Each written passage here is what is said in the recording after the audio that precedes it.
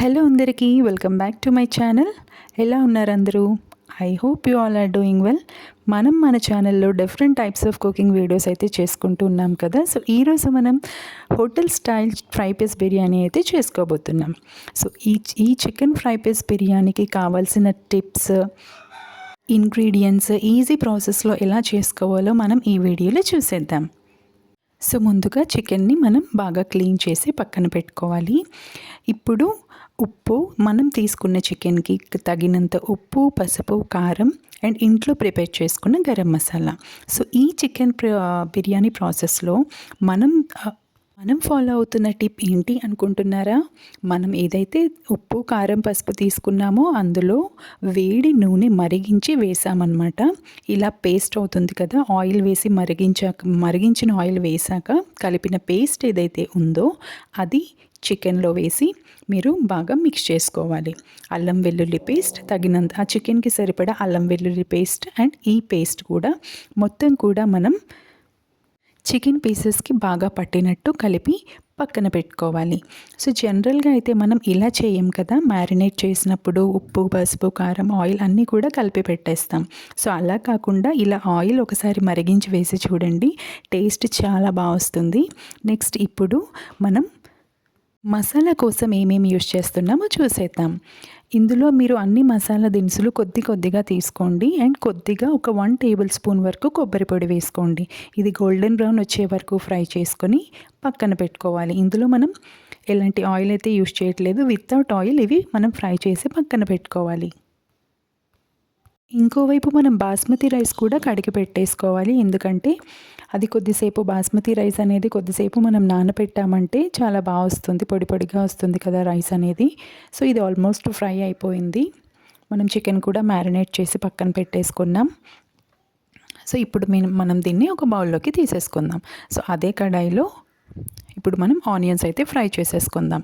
Onions ఈ విధంగా cut చేసుకోవాలి. ఈ విధంగా కట్ చేసుకొని కొద్దిగా ఆయిల్ ఎక్కువ వేసుకొని ఆనియన్స్ని బాగా ఫ్రై చేసుకోండి. జనరల్గా మనం చికెన్ బిర్యానీకి ఎలా ఫ్రై చేస్తాం ఆనియన్స్, అంత బ్రౌనిష్ కాకుండా కొద్దిగా గోల్డెన్ బ్రౌన్ వచ్చే వరకు మీరు ఈ ఆనియన్స్ని ఫ్రై చేసుకోవాలి.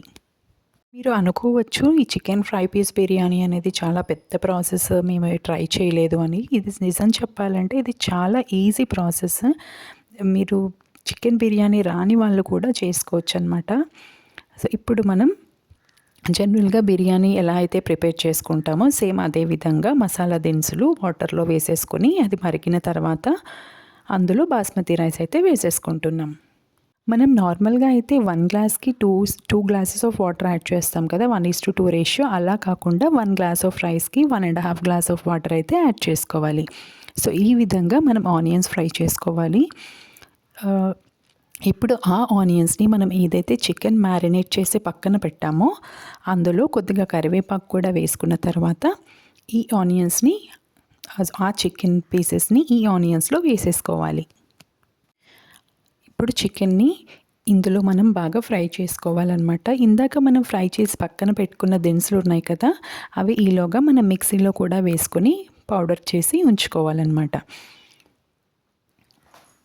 జనరల్గా చికెన్ బిర్యానీకి మనం ఎలా లేయర్స్లా వేసుకొని 1 layer of rice, 1 layer of chicken అలా వేసుకుంటామో ఇది అలా కాకుండా మనకి చాలా ఈజీ ప్రాసెస్ అనమాట. చాలా త్వరగా కూడా అయిపోతుంది.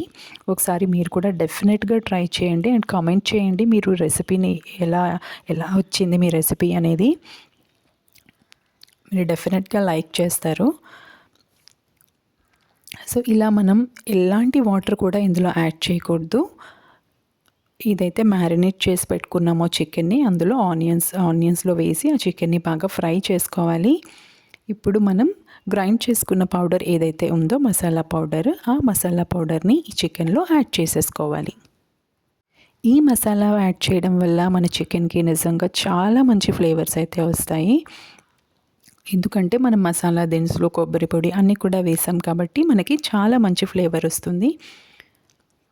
సో చూసారా మనకి చికెన్ ఎంత బాగా ఫ్రై అవుతుందో, చూస్తుంటేనే అర్థమవుతుంది కదా.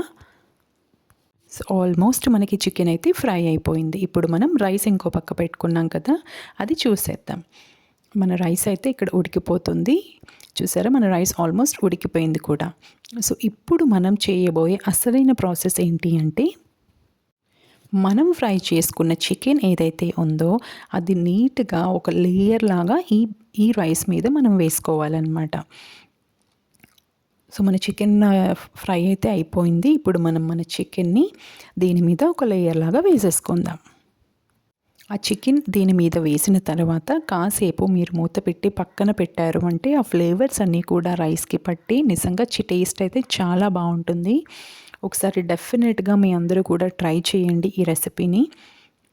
చూస్తుంటేనే నోరు ఊరిపోతుంది కదా, మరి ఇంకెందుకు ఆలస్యం, రేపు ఎలాగో సండే కాబట్టి మీరు డెఫినెట్గా రెసిపీని ట్రై చేసి నాకు కమెంట్ కూడా చేయండి.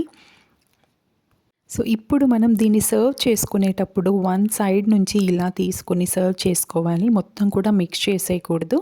ఒక్కో సైడ్ నుంచి ఇలా చేసుకుంటే మనకి చికెన్ పీసెస్ రైస్ అంతా కూడా కలిసి చాలా బాగా వస్తుందన్నమాట. సో ఇక్కడ నేను మీకు సర్వింగ్ కూడా చూపిస్తున్నాను చూడండి. ఇలా ఈ విధంగా మీరు సర్వ్ చేసుకోవాలి. Thanks for watching the video. Please like and subscribe.